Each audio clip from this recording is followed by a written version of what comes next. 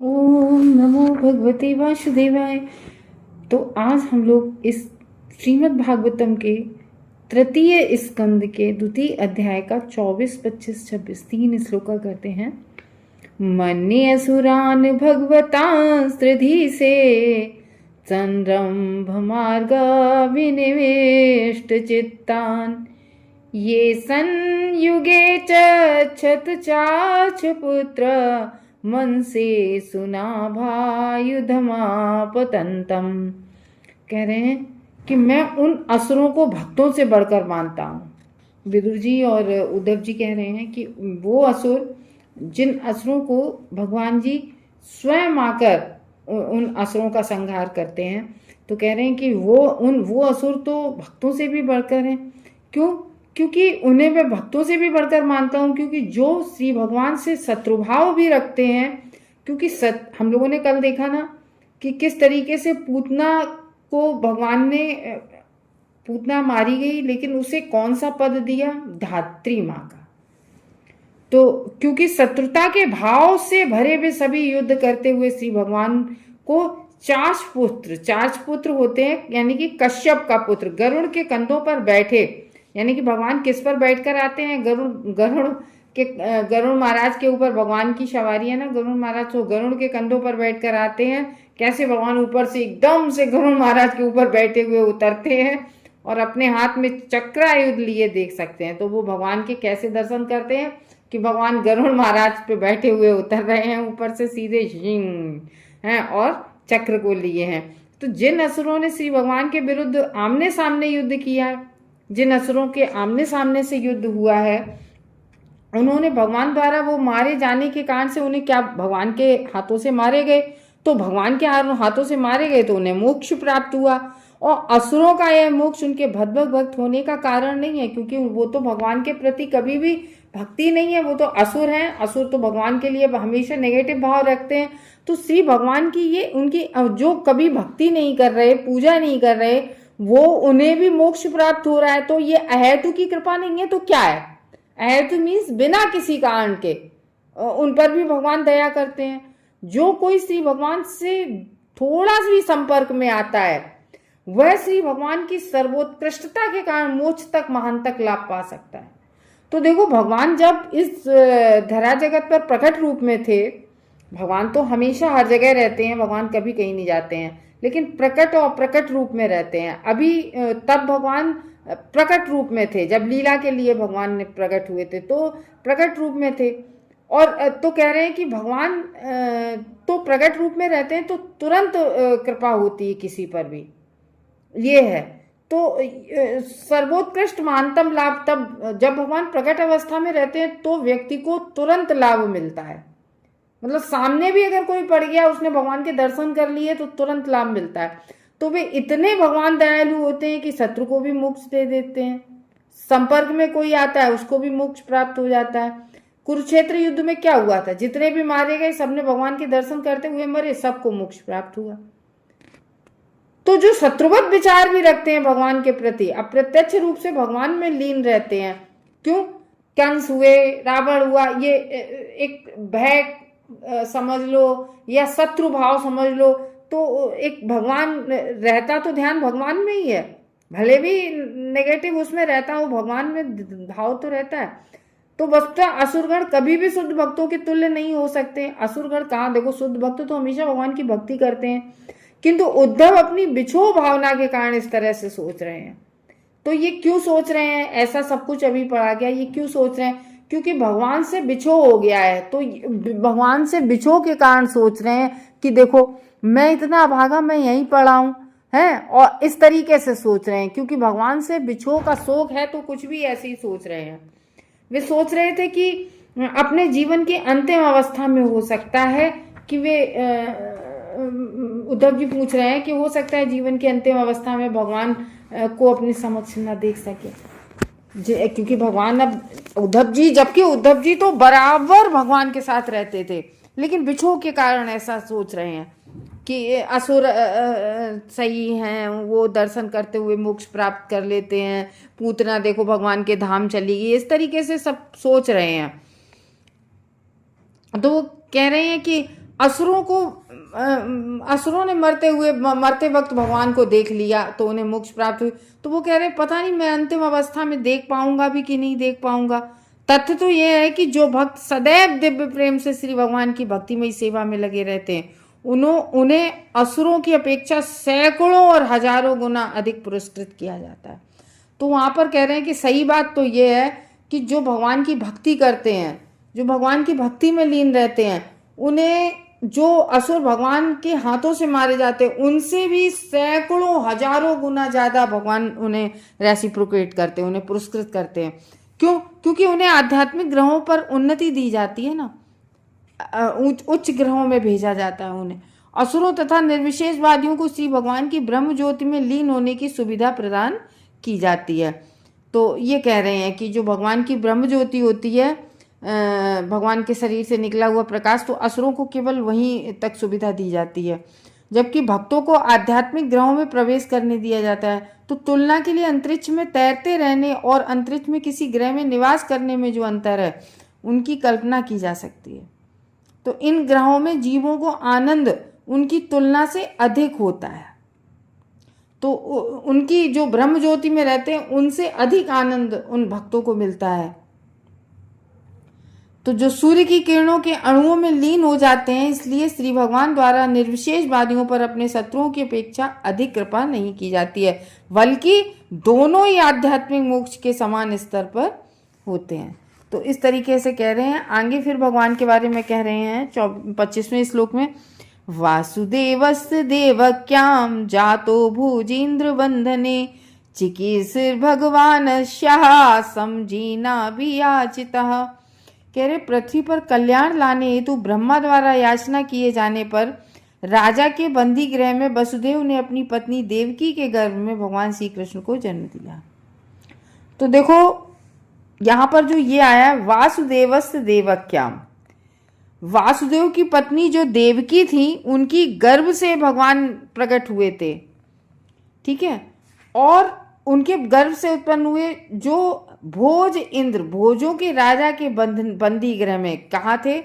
भोज यानी कि भोज के राजा कौन थे? कंस थे। तो वो कह रहे हैं कि कंस के बंदी गृह में वो दोनों बंद थे, उस समय भगवान आए थे। तो किसके लिए? चिकीर्षु करने हेतु, क्या? भगवान श्री भगवान पृथ्वी का, आश्या मीन्स पृथ्वी का कल्याण करने के लिए। पृथ्वी उस समय क्या हुआ कि असुरों के बोझ से पृथ्वी बहुत दबी जा रही थी। तो पृथ्वी जब दबी जा रही थी तो पृथ्वी ने ब्रह्मा जी के पास गई और पृथ्वी ने ब्रह्मा जी से प्रार्थना की कि देखो इस तरीके से ये हो रहा है। तो ब्रह्मा जी ने फिर नारायण के पास गए, भगवान विष्णु से प्रार्थना की, तो इस तरीके से कृष्ण भगवान आए। तो कृष्ण भगवान जब आते हैं, जैसे चैतन्य महाप्रभु आए, वो भी ब्रह्मा ने प्रेयर की थी। तो जब देवता लोग भगवान से विनती करते हैं तब भगवान इस पृथ्वी धरा जगत पर आते हैं। और हम लोगों ने जाना किस लिए आते हैं भगवान। भगवत गीता का जो 4था अध्याय उसका 8वें श्लोक में, परित्राणाय साधूनां विनाशाय च दुष्कृतां धर्म संस्थापनार्थाय संभवामि युगे युगे। तो परित्राणाम साधूनाम, साधुओं का कल्याण करने के लिए, और विनाशाय च दुष्कृताम, और दुष्टों का विनाश करने के लिए भगवान आते हैं। और धर्म संस्थापनार्थात, मतलब धर्म की स्थापना करने के लिए युगे युगे, हर युग में भगवान प्रकट होते हैं। जब भी अधर्म ज़्यादा बढ़ जाता है तो तब भगवान आते हैं। इधर क्या हुआ, पृथ्वी पर बहुत सारे ये दुष्ट प्रवृत्ति के लोग, असुर प्रवृत्ति के लोग बहुत सारे हो गए थे। पृथ्वी माता उस भार को सहन नहीं कर पा रही थी, क्योंकि पृथ्वी माता पे कभी पहाड़ पर्वत इनका भार नहीं होता है, असुरों का जो गलत कार्य करते हैं उनका भार होता है। तो कह रहे हैं कि ब्रह्मा की याचना पर, जब ब्रह्मा ने याचना की, जब पृथ्वी पर कल्याण करने के लिए आए और ब्रह्मा की याचना की, ब्रह्मा जी ने प्रार्थना की कि आप आओ, तब भगवान आए। कहाँ आए? वो जो भोज के राजा कंस, उनके बंदी गृह में आए।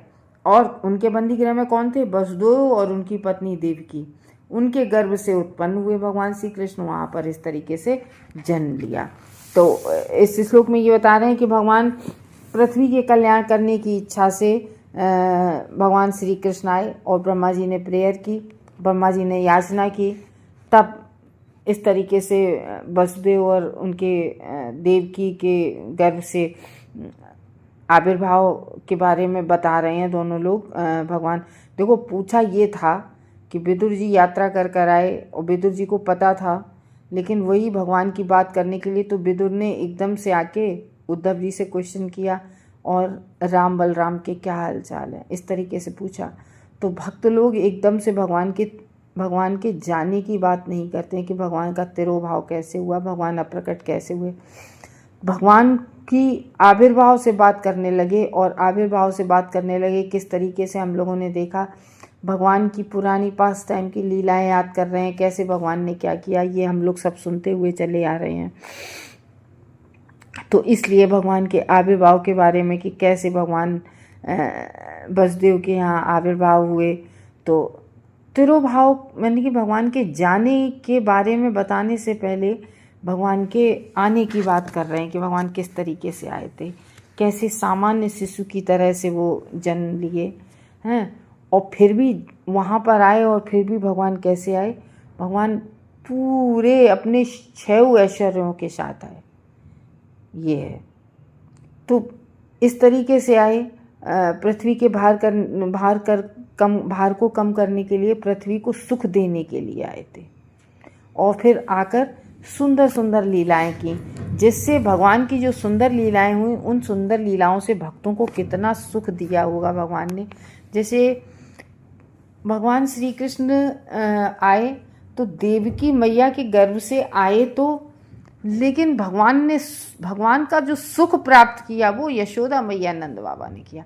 क्योंकि हम लोग देखते हैं ना भौतिक जगत में, जब शिशु की बाल्य अवस्था होती है, जब शिशु छोटा होता है, तो बाल लीलाएं होती हैं ना, तो वो बाल लीलाएं कितनी मनोहारी होती हैं। हम लोग वो तो भगवान श्री कृष्ण है, लेकिन हम लोग देखते हैं कि भौतिक जगत के जो सामान्य बच्चे होते हैं, उन सामान्य बच्चों का चलना, तुतला के बोलना, वाह कितना वो आकर्षित करता है। और ये तो भगवान श्री कृष्ण की लीलाएं थी, तो यशोदा मैया का बड़ भागी थी यशोदा मैया, और उन्होंने पूरी भगवान की जो बाल लीलाएं होती हैं, 11 वर्ष तक भगवान यशोदा मैया के पास रहे थे। उसके बाद फिर 11 वर्ष के बाद फिर वो शायद मथुरा चले गए थे। तो यद्यपि भगवान के आविर्भाव और तिरोधान की लीलाओं में कोई अंतर नहीं होता है, लेकिन भक्तगण सामान्यतः उनके तिरोधान के विषय में चर्चा नहीं करते हैं। तो विदुर ने उद्धव से कृष्ण कथा सुनाने हेतु आग्रह करके विदुर आए। तो विदुर ने ये जो कहा कि भगवान और बलराम के, भगवान कृष्ण और बलराम के क्या हाल हैं, तो वो कथा सुनना चाहते थे, वो भगवान के बारे में सुनना चाहते थे।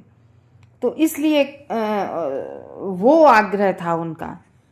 तो इतनी दूर वहाँ कर रहे थे, क्या उन्हें पता नहीं चला? तो उन्हें पता चल गया था। लेकिन भगवान की वही है ना कि भगवान के बारे में कथा कहाँ से प्रारंभ करें, तो इस तरीके से भगवान के बारे में आग्रह करके भगवान के तिरोधान की घटना के विषय में उद्धव से अप्रत्यक्ष रूप से पूछा। तो उद्धव ने भोजों के राजा कंस के मथुरा बंदी गृह में वसुदेव तथा देवकी के पुत्र रूप में जो कथा थी, वहाँ से कथा प्रारंभ की। उद्धव जी जो बता रहे हैं, तो कृष्ण कथा जब शुरू की उन्होंने, तो कृष्ण कथा उन्होंने जन्म से शुरू की कि कैसे उनका जन्म हुआ, कैसे उनका आविर्भाव हुआ। तो ये कह रहे हैं, और फिर बता रहे इस जगत में श्री भगवान के लिए कोई काम नहीं होता है, किंतु जब ब्रह्मा जैसे भक्तों द्वारा उनसे अनुरोध किया जाता है। देखो, भगवान को अगर दुष्टों का विनाश करना होता है तो भगवान ऊपर गोलोक धाम बैठे बैठे ही सब कर लेते, भगवान के एक इशारे मात्र से। क्योंकि भगवान की मात्र ग्लैंस से, हम लोगों ने पढ़ा था द्वितीय स्कंद में, ग्लैंस मात्र से, दृष्टि डालने से कितनी बड़ी सृष्टि हो गई। ठीक है, तो उससे जब वो पूरी सृष्टि करते हैं, तो ये दुष्ट लोगों का संहार, ये तो एक भगवान के लिए एक तिरछी निगाह करने के बराबर है। लेकिन फिर भी ब्रह्मा जी ने अनुरोध किया, आए, भक्तों को सुख प्रदान किया, तो इसलिए आए। तो और परित्राणाम साधुनाम, साधुओं को का कल्याण करने के लिए आए। तो वे संपूर्ण ब्रह्मांड के कल्याण हेतु पृथ्वी पर अवतरित हुए थे, पूरे ब्रह्मांड के कल्याण के लिए अवतरित हुए थे। तो यहाँ पर बता रहे हैं उनके अवतरण का रीज़न। 26 में बता रहे हैं, ततो नंद ब्रजामिता पेत्रा कंसा दुविभ्यता एकादश समास्तत्र गूढ़ार्ची सबलो अवसत। फिर कह रहे हैं उसके बाद कंस से भयभीत होकर उनके पिता उन्हें नंद महाराज के चरागांव में ले आए। तो क्यों हम लोग फिर आगे पहले जन्म के बारे में बताया कि किस तरीके से उन्होंने राजा भोज के बंदी गृह में और वसुदेव देवकी के जन्म लिया। अब आगे कह रहे हैं कि जो कंस से, क्योंकि कंस उनके सारे बच्चों को मार रहा था, सब बच्चों को, तो इस तरीके से उससे भयभीत होकर उनके पिता ने नंद, तो रात ही रात हम लोग देखते हैं ना कि वसुदेव अपने पुत्र श्री कृष्ण भगवान को लेकर कहाँ छोड़ गए, नंद महाराज के चारागांव में ले आए। नंद महाराज का क्या काम था, बहुत सारी करोड़ों गायों को रखते थे। तो जहाँ वे अपने बड़े भाई बलदेव सहित ढकी हुई अग्नि की तरह 11 वर्षों तक रहे। बहुत अच्छी बात कह रहे हैं। तो वहाँ पर भगवान श्री कृष्ण को नंद बाबा के यहाँ छोड़ गए, वो लेटा गए और उनकी पुत्री को ले गए। तो इस तरीके से वो वहाँ गौओं को चराते रहे और वहीं अपने बड़े भाई बलराम जी के, बलदेव जी के साथ ऐसे बने रहे जैसे हम लोग जब चूल्हा जलाते हैं या अग्नि से तापते हैं तो अग्नि जलती है ना, तो अग्नि जब बहुत सारी ऐसे गांव में पहले वो लगते थे ना, रात में सर्दियों में अलाव जलते थे, यानी कि तापने के लिए बड़े बड़े मोटे मोटे पेड़ के डंठल रख देते और वो ऊपर उसे लगते थे कि राख हो गए, तो नीचे जब कुदोरो तो अग्नि सुबह तक बनी रहती थी। जब ज़्यादा अग्नि हो, थोड़ी अग्नि हो तो वो बंद हो जाती है। तो वो कह रहे हैं कि ऐसे अग्नि की तरह 11 वर्षों तक ढकी हुई, बलदेव शायद ढकी हुई अग्नि की तरह, जैसे ऊपर से राख राख हो जाती लेकिन नीचे जो है अग्नि बनी रहती है। तो वो कह रहे अग्नि की तरह 11 वर्षों तक रहे। तो ये यहाँ पर नंद बाबा के यहाँ ये गौएँ चराते रहे ग्वाल वालों के साथ, और वहीं पर ये ढकी हुई अग्नि, मतलब भगवान थे, पूर्ण ऐश्वर्य थे, लेकिन ढके हुए थे।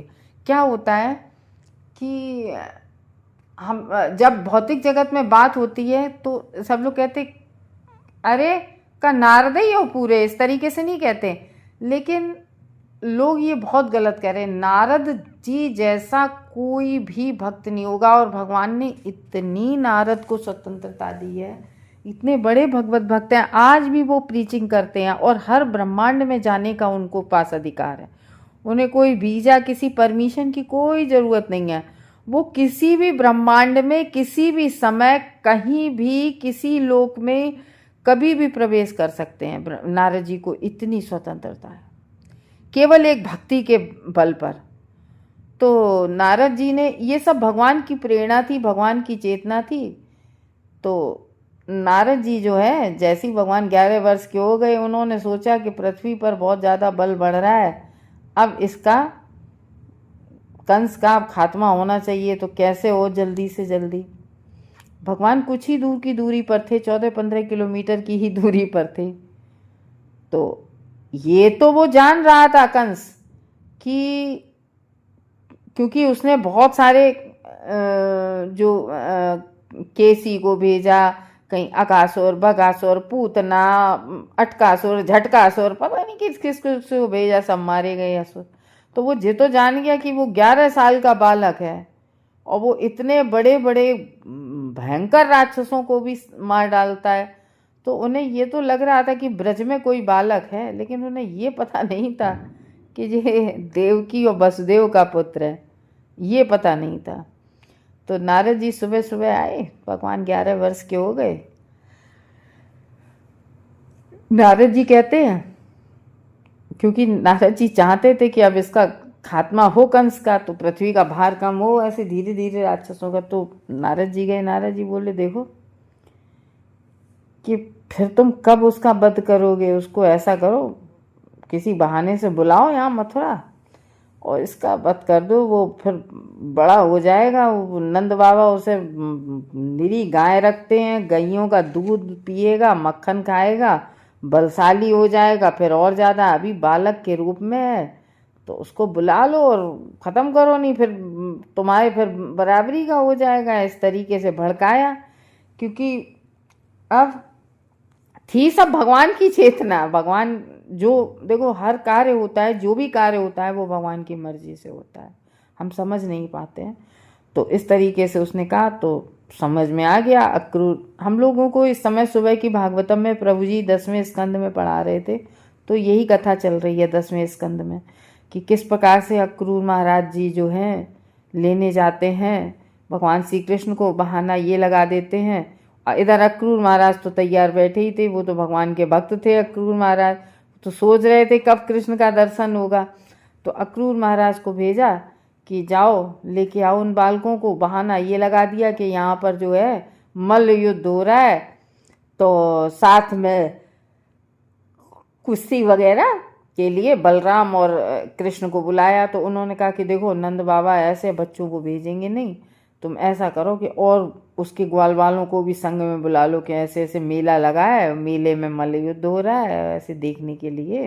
मतलब बहाना लगा के तो अक्रूर महाराज अपना रथ लेके निकल पड़े मथुरा ब्रज के लिए और वहाँ से भगवान को ले आए। फिर आकर हम सब जानते हैं कि इतनी कम आयु में किस तरीके से अपने हाथों से ही भगवान ने, कोई अस्त्र शस्त्र नहीं, हाथों से ही। अस्त्र शस्त्र का मालूम है? अस्त्र और शस्त्र क्या अंतर होता है? देखो, एक जैसे हम बाण फेंक के मारते हैं, बाण जब भगवान फेंक के मारते हैं तो ये क्या हो गया? शस्त्र चलाना, अस्त्र हाथ से, जैसे जो तलवार हाथ में लिए लिए, गदा हाथ में लिए लिए, चक्र है, धनुष बाण है, ये छोड़े जाते हैं। तो ये अंतर होता है अस्त्र और शस्त्र में। तो इस तरीके से कह रहे हैं कि भगवान ने उन्हें भेज दिया तब प्रकट होते ही श्री भगवान को मार डालने के कंस के संकल्प, क्योंकि कंस ने संकल्प लिया था ना कि इनकी सारी औलादों को हम मार देंगे, और भगवान के लिए तो भविष्यवाणी करके गई थी दुर्गा मैया। तो संकल्प के भय से उन्हें नंद महाराज के घर भेज देने की कोई आवश्यकता नहीं थी। क्यों? क्योंकि वो तो स्वयं भगवान थे। असुरों का यही कार्य होता है कि वे भगवान को मार डालने का प्रयास करें या सभी प्रकार से यह सिद्ध करें कि ईश्वर है ही नहीं है। असुर का यही, असुर सब जानते हैं कि ये भगवान है लेकिन मानते नहीं है उन्हें। ये है, जैसे नहीं है वो एक श्लोक है, उसके लिए दुर्योधन कहता है कि मैं धर्म को जानता तो हूं पर मेरी प्रवृत्ति नहीं है धर्म में, ये कहता है। तो ये है, भगवान श्री कृष्ण सामान्य मनुष्य हैं और वे ईश्वर नहीं है, ये असुर लोग ये सोचते हैं। तो भगवान श्री कृष्ण कंस जैसे व्यक्तियों के ऐसे संकल्प से तनिक भी प्रभावित नहीं होते हैं भगवान। किंतु एक शिष्य की भूमिका निर्वाह हेतु उन्होंने अपने पिता द्वारा नंद महाराज के चरागाहों तक ले जाया जाना स्वीकार किया, क्योंकि वसुदेव कंस से भयभीत थे। महाराज नंद को अपने पुत्र रूप में उन्हें प्राप्त करना ही था। ठीक है, तो यशोदा माता को श्री भगवान की बाल लीलाओं को, क्योंकि पहले से यशोदा मैया ने भी वो की थी तपस्या, तो उन्हें तो भगवान को पुत्र रूप में प्राप्त करना ही था। तो ये सब लीलाएं थी भगवान की। यशोदा माता को श्री भगवान की बाल लीलाओं का भी आनंद लेना था, इसलिए सबकी इच्छा पूर्ति हेतु भगवान ने ये सब लीला रची। इसलिए कंस के बंदी गृह में उनके आविर्भाव के तुरंत बाद उन्हें मथुरा से वृंदावन वसुदेव जी ले आए, डर के मारे कि कहीं कंस मार न डाले।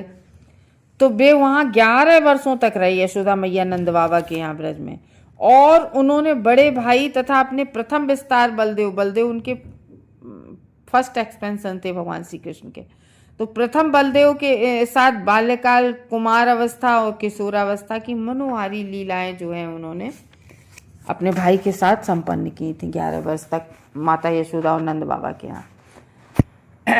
इस तरीके से कंस के क्रोध से भगवान श्री कृष्ण की रक्षा करने का वसुदेव का विचार दिव्य संबंध का एक अंश है।